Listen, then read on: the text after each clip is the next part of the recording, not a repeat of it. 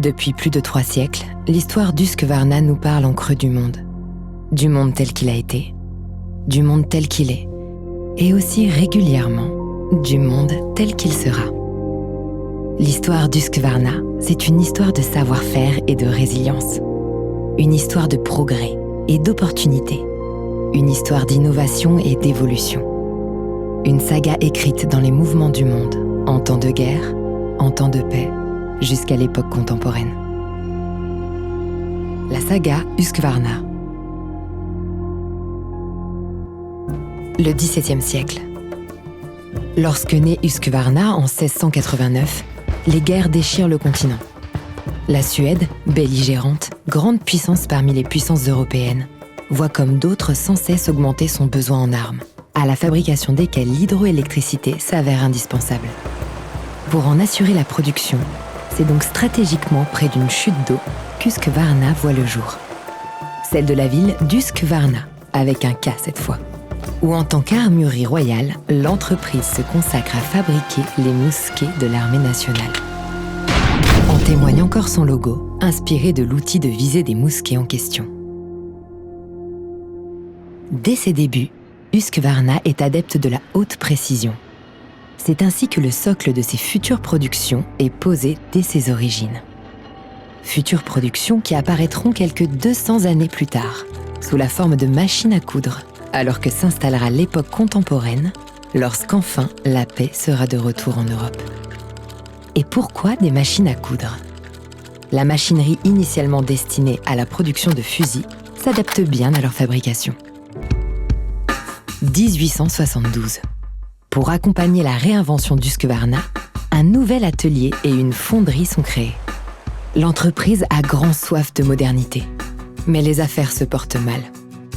Pourtant, Husqvarna a bien des atouts, ses compétences en métal, en mécanique, en design ergonomique. Et si la solution tenait justement à l'exploitation de ces atouts dans tous les secteurs où ils se révèlent précieux ? Ainsi s'ouvre l'ère de la diversification, marquée, comme toute l'histoire de l'entreprise, par la réutilisation intelligente des compétences mécaniques et techniques déjà acquises. À chaque étape, l'entreprise va s'appuyer sur son savoir-faire. En 1872, pour produire des ustensiles en fonte ou des hachoirs à viande, dont 12 millions d'exemplaires seront exportés. En 1874, pour produire des cuisinières. En 1896, des bicyclettes, pour lesquelles de nombreux brevets seront déposés. En 1903, pour ces motos puissantes, fiables et maniables conçues à l'aide de matériaux légers et dont la renommée sera bientôt mondiale. De sa diversification, l'entreprise tire une nouvelle ère de prospérité. À l'époque, en Suède comme ailleurs, on quitte les zones rurales pour rejoindre les villes. On consomme à plus grande échelle. Husqvarna, désormais, sans pour autant renoncer à la production d'armes, notamment pour la chasse, fournit officiellement de nombreux produits liés à la vie quotidienne. Sous la direction de Wilhelm Tamm, l'entreprise joue un rôle majeur dans l'industrialisation de la ville. Elle finance des écoles, des logements pour les habitants, travailleurs de l'entreprise ou non. L'activité est telle qu'à sa mort en 1911, le dirigeant aura à 35 reprises doublé le chiffre d'affaires de l'ancienne armurerie royale. Si la cadence se maintient quand son fils Gustave lui succède, c'est hélas pour des raisons moins réjouissantes. À l'approche et au cours des 2 guerres mondiales, il faut produire. Des motos, des armes surtout, pour les champs de bataille. 1946. Husqvarna, entreprise de 180 employés en 1877, est devenue un imposant groupe de 6000. Un an plus tôt, l'armistice a été signé. Et c'est à nouveau plus particulièrement à l'industrie civile que bénéficie le savoir-faire d'Husqvarna. Des années records se profilent, stimulées par les nouveaux besoins des ménages et par l'augmentation du niveau de vie de la plupart des foyers. À l'aube des 30 Glorieuses, il est moins question de se réinventer que d'innover à grands pas. Au cœur d'une vague de consommation sans précédent, et sous l'impulsion de l'ingénieur Tureberg, désormais à sa tête, Husqvarna crée sa toute première tondeuse à gazon motorisée.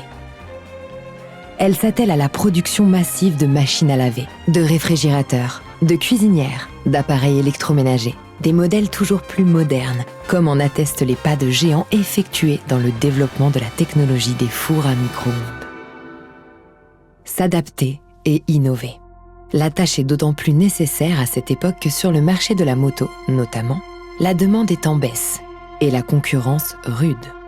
En parallèle, il s'agit donc de cibler de nouveaux secteurs porteurs. L'entreprise regarde le pays qu'il a vu naître, ce pays dans lequel les forêts sont légion. L'industrie forestière suédoise est sans cesse demandeuse d'outils plus performants. Et après tout, avec son moteur 2 temps, son besoin de maniabilité, de résistance au choc, de contrôle optimal, qu'est-ce qu'une tronçonneuse sinon une moto que l'on tient à 2 mains ? En 1969, Husqvarna est la première entreprise au monde à lancer une tronçonneuse dotée d'un système anti-vibration intégré. Une innovation pour les produits d'extérieur qui sera loin, très loin d'être sa dernière. En 1977, en devenant filiale du groupe Electrolux, Husqvarna se repositionne en tant qu'entreprise de foresterie et de jardinage. Et ce positionnement, qui impacte profondément sa gamme de produits, va faire merveille. Un chapitre se ferme donc, tandis qu'un autre s'ouvre. En un peu moins de 10 ans, la fabrication de motos est revendue à l'Italie. Et, en 1989, tout près de la cascade d'Husqvarna, en Suède, le dernier fusil de chasse a été fabriqué. Les machines à coudre disparaissent à leur tour, parallèlement à quoi la croissance organique et les acquisitions permettent à l'entreprise d'étendre ses activités dans les segments des pelouses et des jardins notamment, et de s'implanter au Japon, aux USA, au Royaume-Uni. Dans les années 90, les avancées technologiques sont à la mode et déchaînent les passions. Plus que jamais visionnaire et plus que jamais pionnière, Husqvarna invente le premier robot de tonte à énergie solaire. Une petite révolution dont aujourd'hui encore, l'industrie du secteur surfe sur l'héritage. Une nouvelle ère commence alors. En seulement 15 ans, les ventes de l'entreprise décollent. À la faveur d'un rachat, son activité de construction double de taille. Désormais, son leadership s'étend aux outils et aux pompes de jardin, aux bassins, aux produits de jardin électriques. Mais alors que s'élance le 21e siècle, Husqvarna vit à nouveau un bouleversement. L'entreprise retrouve son indépendance face au groupe Electrolux. Et c'est sa renaissance. En 2006, l'entreprise cotée au Nasdaq OMX Stockholm voit une accélération supplémentaire se profiler. Husqvarna lancera le premier robot de démolition télécommandé. Et en 2015, avec Gardena Smart System, racheté 10 ans plus tôt dans l'anticipation d'apporter une réponse aux enjeux climatiques, et notamment de sécheresse, optimisera l'arrosage de jardins grâce à un tout nouveau système d'irrigation. À partir de là, plus rien n'arrête la dynamique d'innovation d'Husqvarna. Imaginez, l'entreprise inaugure à Nashville sa toute première installation alimentée par l'énergie solaire. Un signe fort, une ambition verte affichée. L'année suivante, cap sur le 1 million de robots tondeuses vendus. Un record qui propulse Husqvarna au sommet. En 2018, retour aux sources avec le lancement d'une nouvelle génération de tronçonneuses, toujours fabriquée sur le site mythique de 1959. En 2019, une nouvelle révolution. Un robot tondeuse connecté et taillé pour les terrains les plus escarpés. Puis, c'est l'arrivée de la technologie EPOS, qui repousse toutes les frontières avec la tonte sans fil à la carte grâce au guidage satellite. Mais ce n'est pas tout. L'acquisition d'Orbit assoit le leadership mondial d'Husqvarna dans l'arrosage résidentiel. En 2022, 2 événements majeurs. L'alliance Power for All, qui offre aux utilisateurs la liberté de n'utiliser qu'une seule batterie pour tous leurs appareils, et la naissance d'Husqvarna Seora. Le robot autonome professionnel taillé pour les grands espaces verts, notamment pour les parcours de golf et les terrains de sport. Connecté par satellite et capable de gérer plus de 50 000 m². Une soif d'innovation, une soif d'évolution, une soif de progrès technologique et humain au service des consommateurs et des professionnels de plus de 100 pays. Une soif aussi de réduction de l'impact environnemental. Une soif d'être dans son temps, voire de le précéder. De s'y adapter, ou mieux, de l'anticiper. Voilà ce qui caractérise Husqvarna. Depuis 336 ans, l'entreprise invente, se réinvente. Sa soif d'aller plus loin, c'est à la fois son héritage et sa promesse. Celle d'un groupe né voilà un peu plus de 3 siècles armurerie royale, devenu au fil de son histoire un leader européen en termes de produits d'irrigation, un leader mondial sur les équipements de coupe et des outils diamantés pour les industries de la construction et de la pierre, et le plus grand fabricant de produits d'extérieur au monde. La saga Husqvarna, cette histoire de pionnier, cette histoire de visionnaire, cette histoire bouillonnante au plein cœur de l'histoire passée, présente, future, est remise entre vos mains. La suite reste à écrire.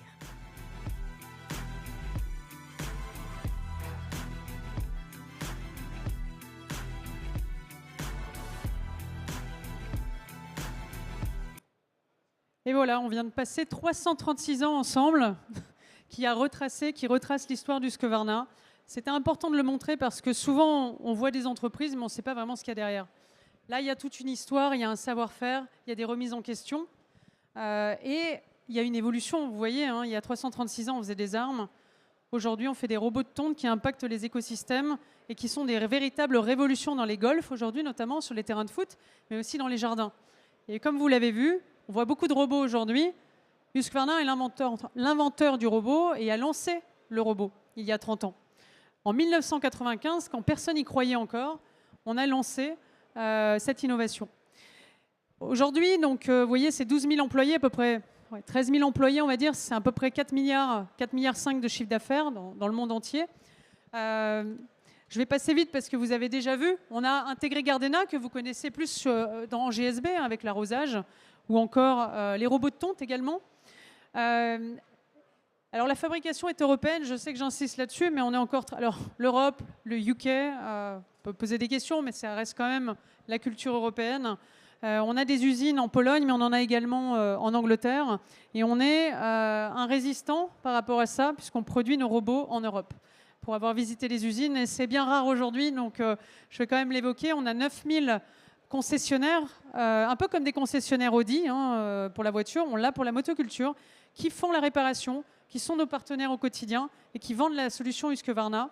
On rentre chez Leroy Merlin cette année, en 2026, avec une gamme très restreinte de robots, mais surtout les produits portables. Et là encore, la recherche et développement est également, on a à peu près 300-400 ingénieurs qui travaillent au design du robot en Suède, pour avoir visité le musée, un magnifique musée qui retrace l'histoire. On y tient encore. Donc là, je vous remonte la photo parce que c'est intéressant de savoir comment on utilise la technologie chez Husqvarna pour finalement redévelopper un segment de produits. C'est intéressant de passer des armes à la machine à coudre, de la moto à la chaîne pour faire de la tronçonneuse. Il y a un fil conducteur qui est la technologie chez nous. Alors, on a intégré on va dire, la gamme professionnelle de robots en 2022 et ça y est, on commence à pénétrer les golfs. Pourquoi ? Parce que les pollutions sonores, on se rend bien compte que les joueurs n'ont plus envie de sentir le pétrole sur les terrains de foot, ou même sur les terrains de golf. Et ils n'ont plus non plus envie d'entendre les bruits, parce que vous savez, souvent des habitations autour des golfs. Et donc, quand on a lancé le robot il y a 30 ans, on ne s'est pas tout de suite mis sur la partie pro. Et là, ça y est, depuis 2022, on y est. On a déjà fait 120 golfs. En France, il y en a à peu près 800, pour vous donner une idée. Donc, on progresse. On a 67% de part de marché. Donc, on a vraiment encore le leadership. Et j'espère qu'on va le garder sur la partie robotique. On a 1500 golfs qui ont été faits en Europe. Donc, on commence vraiment à prendre une place importante.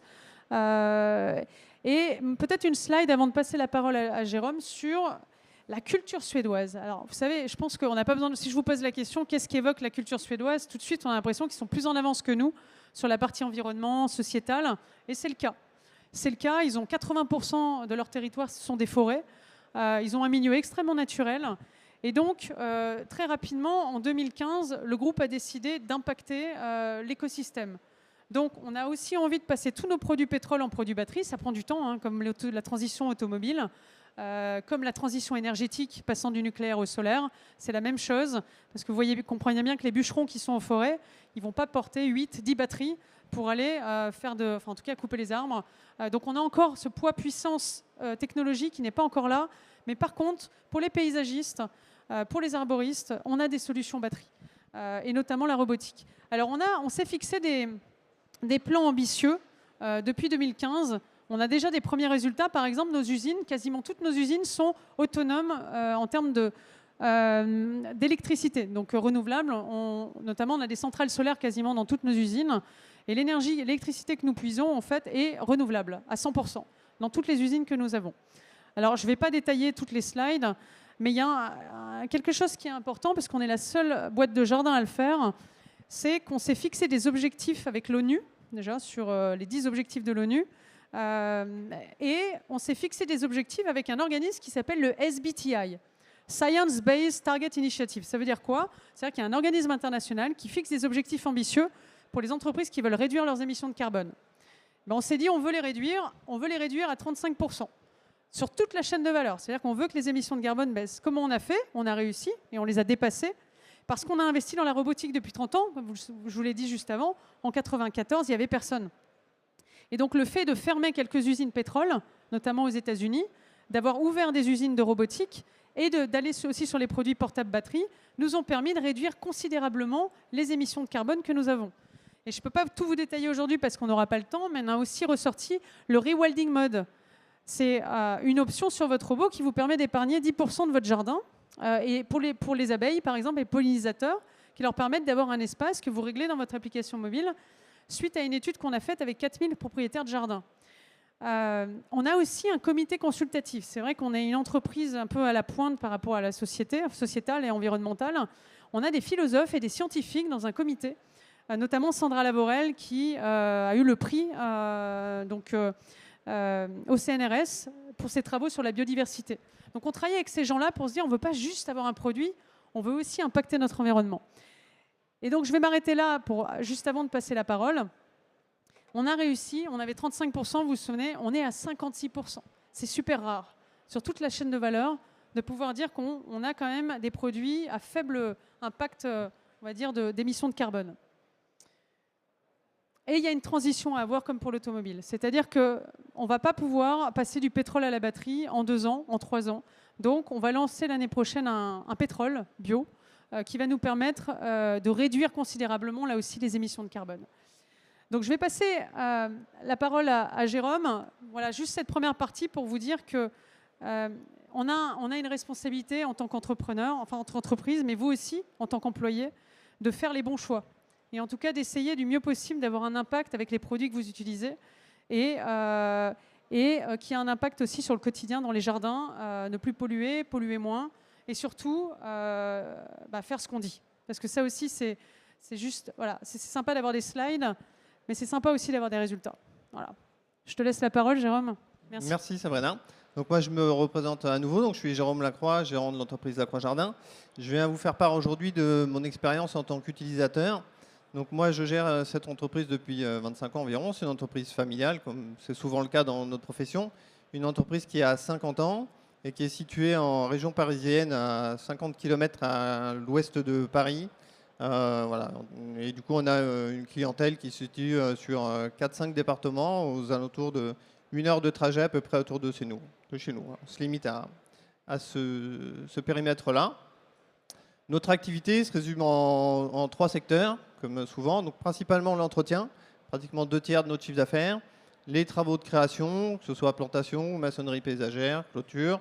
Et également les travaux d'élagage. Voilà. Aujourd'hui, je viens vous parler de la tonte robotisée. Donc, moi, c'est une expérience que je fais depuis une dizaine d'années maintenant. Alors, pourquoi la tonte robotisée? D'abord, ce qui m'a intéressé, c'est l'innovation. J'ai vu dans les salons ces robots chez beaucoup de marques arriver. Et je me suis dit, il se passe quelque chose quand même dans le métier, il faut s'y intéresser. Donc, c'est là où je me suis dit, au moment peut-être où encore on ricanait un petit peu de voir ces robots aller de manière aléatoire sur des terrains, je me suis dit, bon, quand même, il faut voir quel rendement ça peut avoir.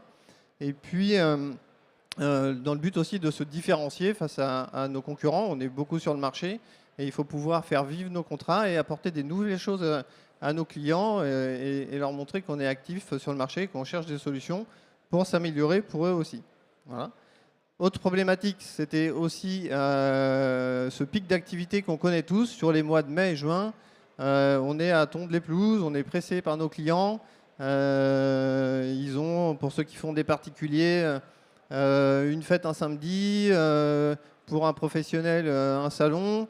Et du coup, on nous presse parce qu'on n'est pas venu depuis 10 jours, l'herbe est un peu haute. Avec le robot, on augmente aussi notre qualité de prestation puisqu'on a un résultat qui est toujours parfait. Voilà. Donc ça, c'est ce qui a été mes motivations. En plus de la démarche pour la réduction carbone, vous voyez que je travaille pour des particuliers, mais aussi pour des industriels. Et les industriels nous challengent, nous demandant nos bilans carbone, etc. Donc, Sabrina parlait de fuel, mais c'est de pétrole, mais c'est pire que ça, c'est du gasoil. Donc, c'est bruyant, c'est odorant. Voilà. Donc là, on arrive avec une solution. Quand on travaille autour des bureaux qui vraiment satisfont les clients, moi, ça m'a vraiment permis de me démarquer. J'essaye aussi d'imposer, comme je peux, cette prestation dans les cahiers des charges pour qu'on puisse les trouver aujourd'hui et proposer cette solution-là qui est différenciante et qui vient sur la qualité. Alors ensuite, pourquoi j'ai choisi Husqvarna? Moi, j'ai commencé à faire le tour des salons et j'ai trouvé des interlocuteurs parce qu'il ne faut pas non plus se lancer tête baissée. Et déjà, on a une renommée. Il faut, quand on est dans l'innovation, aussi rassurer nos clients. Et avec la force marketing de la marque, quand vous arrivez chez un client et que vous dites « je vais vous poser un robot Husqvarna », ça rassure. Voilà, les clients voient tous les spots qu'on peut voir à la télévision, etc. Donc voilà, c'est un gage de sérieux quand même quand on arrive avec une marque reconnue. On a la fabrication européenne, Sabrina en a parlé. Et il y a un suivi et un maillage sur le territoire qui nous permet d'avoir le matériel toujours disponible pour nos clients. Je vous ai dit, ça fait à peu près 10 ans que je fais du robot. Mon parc, il est composé à peu près de 150 robots aujourd'hui. Alors, ce n'est pas 150 robots que j'ai vendus et dont je ne m'occupe plus. Il y a une partie que j'ai vendue, mais surtout une partie que j'ai louée et qu'on suit. Le premier robot que j'ai posé il y a 10 ans, il fonctionne toujours aujourd'hui. Donc, on est capable, on a des pannes, hein, ça arrive, mais on est capable de réparer le robot et de continuer à le faire fonctionner aujourd'hui. Donc voilà, après 10 ans, 150 robots, on n'en a pas mis un à la poubelle, on a toujours pu réparer et je trouve que ça compte aussi aujourd'hui sur la réparabilité des produits. D'accord? Alors, il y a quand même des précautions à prendre. Il faut aussi, pourquoi j'ai travaillé avec cette marque, c'est qu'on m'a proposé des formations et ça c'est important d'avoir chez nous des référents qui soient efficaces sur la pose des robots. Ça c'est une première chose. C'est bien aussi quand vous posez des robots chez vos clients d'avoir un référent client. Alors chez le particulier c'est assez facile, vous avez le propriétaire, mais quand vous travaillez chez des industriels, c'est bien aussi d'avoir un référent, un partenaire chez l'industriel parce que vous avez parfois des petites interventions mais mineures sur le robot et il va vous aider le client et aussi on va impliquer le client dans l'utilisation du robot. Et il y a un phénomène qui se passe assez particulier avec les robots, c'est que les clients, ils s'attachent aux robots. Voilà. Donc ça, on le retrouve un peu partout et chez d'autres confrères aussi, on nous le raconte. Combien de robots Husqvarna sont baptisés aujourd'hui? Il y en a énormément. Ils ont tous un petit nom, je confirme. Donc ça, c'est un phénomène intéressant. Chez les clients, ils s'attachent aux robots. Alors quand dans un cahier des charges, parfois, on nous demande de tirer les prix. Il y a deux choses qui échappent toujours, c'est l'éco-pâturage et les robots. Voilà. Donc c'est pour donner un petit peu le phénomène que ça prend comme ampleur. Donc voilà. Ensuite, une fois que vous avez posé le robot, il faut avoir aussi à l'esprit qu'on a une responsabilité par rapport au service après-vente. Et quand vous posez des robots, vous ne pouvez pas vous permettre de laisser le client avec une panne pendant 15 jours, un mois, ce n'est pas possible. Donc nous, on a vraiment un service dédié chez nous et une solution qui est trouvée pour le client en 48 heures, 72 heures maximum. Soit on répare le robot, parce qu'on n'a jamais de gros problèmes, ou si vraiment il y a quelque chose, on va échanger. On a toujours des robots d'avance et on va pouvoir, en tout cas, rendre ce service au client. Ensuite, pour ce qui est vraiment de l'expérience paysagiste, pour les paysagistes qui sont dans la salle, on n'est pas des vendeurs de robots, ce n'est pas notre métier. Il y a tout un réseau de concessionnaires, je ne sais plus combien tu as dit, Sabrina. En France, on en a 800. Bon, on va pas se battre contre 9 000 eux. en Europe. On va pas se battre contre Leroy Merlin. C'est pas notre métier. Par contre, nous, on apporte un service. Donc aujourd'hui, le modèle économique, moi, qui m'intéresse, c'est de faire des contrats d'entretien dans lesquels je vais intégrer les robots, mais pas que. Je vais offrir tous les services associés qu'on peut offrir à nos clients. Donc la tonte, le ramassage des feuilles, le débroussaillage, la taille, etc. Et intégrer vraiment du coup un service avec une qualité supérieure. Alors c'est bien de proposer ça, les clients sont contents, on se fait plaisir, on innove un peu, mais il y a aussi l'aspect économique. Et là, on a un recul du coup d'une dizaine d'années maintenant sur ce système-là. Et si on fait nos calculs, on s'aperçoit qu'à valeur égale, c'est-à-dire vous avez un contrat d'entretien classique avec, je sais pas, 14 tontes, vous remplacez, sans changer votre prix, vous mettez un robot, en moyenne, en 3 ans, vous avez rentabilisé votre investissement. Je vous ai dit, ça fait 10 ans que je fais ça. J'ai des robots qui sont toujours en service, voilà, donc je vous laisse faire le rapport. Et du coup, économiquement, ça a aussi un sens de proposer ça à notre clientèle. Voilà, parce que c'est bien d'innover, mais on est là en tant qu'entreprise, en tant qu'entrepreneur, pour gagner de l'argent. Voilà. Merci. Super. Alors, nous, on a déjà 4 millions de robots hein, qui sont dans les jardins et sur les golfs. Donc, merci beaucoup. On peut prendre des questions si vous le souhaitez. Et si vous souhaitez aller voir nos robots, nous sommes Hall 5. On a toutes les innovations qui arrivent avec la vision en 2026, avec de l'IA hein, qui va de plus en plus intégrer ces technologies. En tout cas, vous le voyez j'imagine que vous avez déjà visité pas mal de stands. Donc peut-être en conclusion, une entreprise historique, une entreprise qui a lancé le robot, une entreprise qui innove depuis toujours et qui a des partenaires fiables, un réseau de concessionnaires également, sur le terrain avec un gros maillage en France. Bien évidemment, hein, la technologie est attaquée, hein, il y a beaucoup de concurrence, c'est assez logique. Mais après, ce qui compte, c'est peut-être l'intention et l'impact de cette gamme-là, plus que la gamme elle-même. Et c'est ce que nous, on veut faire, en tout cas. Ce qu'on veut faire, c'est l'impact.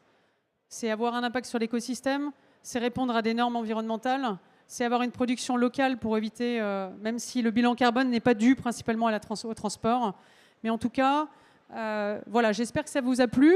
N'hésitez pas si vous avez des questions, on peut les prendre. Et sinon, je vous souhaite une bonne journée. Est-ce qu'il y a des questions? Ah, on en a une. Bonjour à tous et à tous. Donc, Sophie Cheval-Arias, on est concessionnaire Husqvarna voilà, dans la Charente et Charente-Maritime. Ma question, elle s'adresse plutôt à vous, Sabrina. Donc, c'est notamment de savoir, avec l'arrivée des robots chinois, notamment, voilà, notamment, entre autres. Voilà. Comment, on va dire, Husqvarna envisage voilà, l'arrivée de ces robots-là sur le marché français? Parce que c'est pour demain et c'est même aujourd'hui. Et donc, voilà, en tant que concessionnaire, on est aussi les premiers concernés par cette problématique. C'est une très bonne question et qu'on pourrait poser dans l'automobile, dans toutes les industries. Moi, je vais y répondre. Alors, il y a plusieurs choses. La première, c'est l'agilité et la rapidité. C'est l'innovation. Il va falloir qu'on soit extrêmement rapide. Et c'est pour ça que, bon, je ne peux pas tout révéler, mais on a des projets qui vont nous permettre, d'ailleurs, on s'est remis à niveau, parce qu'effectivement, on a eu du retard pour la première fois, et il faut savoir être humble par rapport à ça, et pas avoir une position d'arrogante de leader, parce que je vous rappelle qu'il y a encore quelques années, on avait 80% de part de marché. Je ne sais pas si vous avez dit, c'est un monopole. C'est extrêmement rare.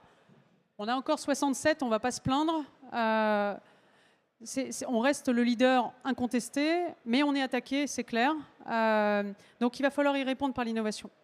Et vous avez vu le film, c'est ce qu'on sait faire. C'est notre ADN.